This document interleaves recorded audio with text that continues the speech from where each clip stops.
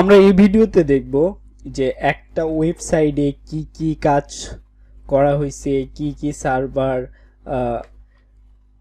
কি কি technology use হয়েছে, এই জিনিসগুলো আমরা কিভাবে বের করব সেটা দেখব এই যে buildwith.com এই ওয়েবসাইট থেকে। তো আমরা যাই buildwith ওয়েবসাইটে, আমরা আমাদের টার্গেটেড ওয়েবসাইটে প্রেস করে লুকআপে ক্লিক করে দিই। তো এখানে দেখা যাচ্ছে, আমি একটু জুম করে নিই, দেখা যাচ্ছে যে নিচে আসি, যে আমাদের এই যে দেখা যাচ্ছে যে ওয়ার্ডপ্রেস ইউজ হয়েছে, ওয়ার্ডপ্রেসের ভার্সন কত 5.6 ইউজ হয়েছে। তারপরে হচ্ছে নিচে আসি যে কি ইউজ হয়েছে, রিয়েক্ট ফ্রেমওয়ার্ক ইউজ হয়েছে, জাভাস্ক্রিপ্টের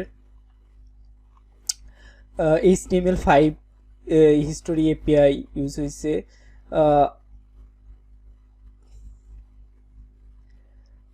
এবং তাদের নেম সার্ভারটা হচ্ছে ক্লাউডফ্লেয়ার ডিএনএস, এবং ওয়েব হোস্টিংটা হচ্ছে অ্যামাজন থেকে করা হয়েছে। তো আমরা এইরকম প্রত্যেকটা ওয়েবসাইটে তো প্রত্যেকবার হচ্ছে ঢুকে বারবার হচ্ছে এরকম কপি পেস্ট বা নাম লেখার দরকার নাই। তো আমরা একটা এক্সটেনশন ইউজ করব ফায়ারফক্সে, সেটা হচ্ছে ওয়াপালাইজার। তো আমরা এখানে এই যে ওয়াপালাইজার, এটা হচ্ছে ক্রোমের জন্য আছে, তারপরে হচ্ছে ফায়ারফক্সের জন্য আছে, এই যে মোজিলা ফায়ারফক্স। তো আমরা মোজিলা ফায়ারফক্সে যে আমরা হচ্ছে অ্যাড টু ফায়ারফক্স করে নিব। তো এখানে ডাউনলোড হচ্ছে। তো আমাদের ওয়াপালাইজারটা অ্যাড করে নিই, আমরা ওকে করে দিই। তো এখন আমরা যদি আমাদের এই যে আমরা একটা ওয়েবসাইটে ঢুকে যাই, যেমন kali.org, এখানে ঢুকার পরে যদি আমরা এই যে এখানে এক্সটেনশনটা অ্যাড হয়ে গেছে ওয়াপালাইজার, তো আমরা এখানে একটা ক্লিক করে ওকে আই এম এটার করে দিই। দেওয়ার পরে আমরা যদি টেকনোলজিটা দেখি, যেমন এখানে গুগল ফ্রন্ট এপিআই ইউজ হয়েছে, তারপরে HTTP2 ইউজ হয়েছে। এখন আমরা যদি আর একটা ওয়েবসাইটে যাই, যেমন আমাদের এই বাকগ্রাউন্ড এই ওয়েবসাইটটাতে কি কি জিনিস ইউজ হয়েছে আমরা কিছুক্ষণ আগে দেখেছিলাম, এখন দেখি। যেমন অ্যানালাইটিক্স, যেমন জাভাস্ক্রিপ্ট ফ্রেমওয়ার্ক ইউজ হয়েছিল, যেমন বলছিলাম রিয়েক্ট। তারপরে সিকিউরিটিতে আসি ক্লাউডফ্লেয়ার, তারপরে HTTP, জাভাস্ক্রিপ্ট কোর। আমরা একটু নিচে আসি, নেই এই পর্যন্তই শেষ।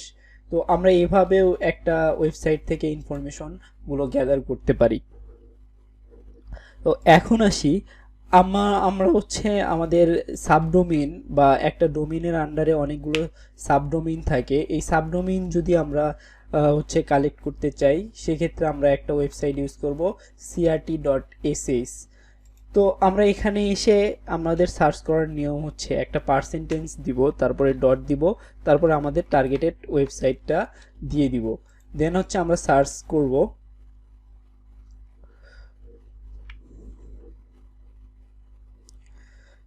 তো সার্চ করার পরে একটু সময় নেবে।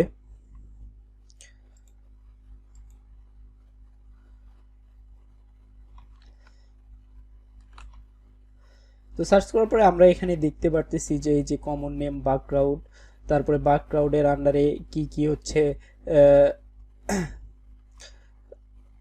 সাবডোমেইন আছে, যেমন tracker.background.com, তারপরে নিচেও দেখা যায় api.background.com।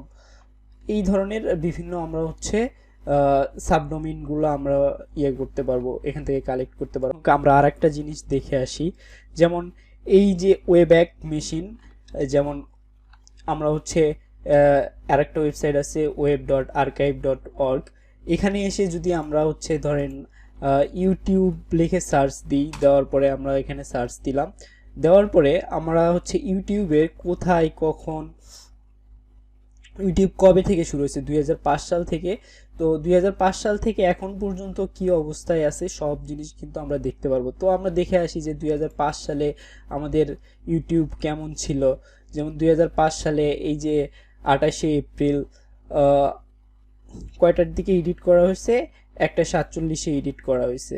তো আমরা 1:47-এ একটু দেখে আসি যে 1:47-এ কি এডিট করছে ইউটিউব, তখন কি অবস্থায় ছিল ইউটিউব, আমরা একটু দেখে আসি। তো তখন হচ্ছে ইউটিউবটা ছিল এই যে জাস্ট এরকম সিম্পল জিনিস ছিল ইউটিউবের। তো আজকের ভিডিওটা এ পর্যন্তই থাকবে, দেখা হবে পরবর্তী ভিডিওতে।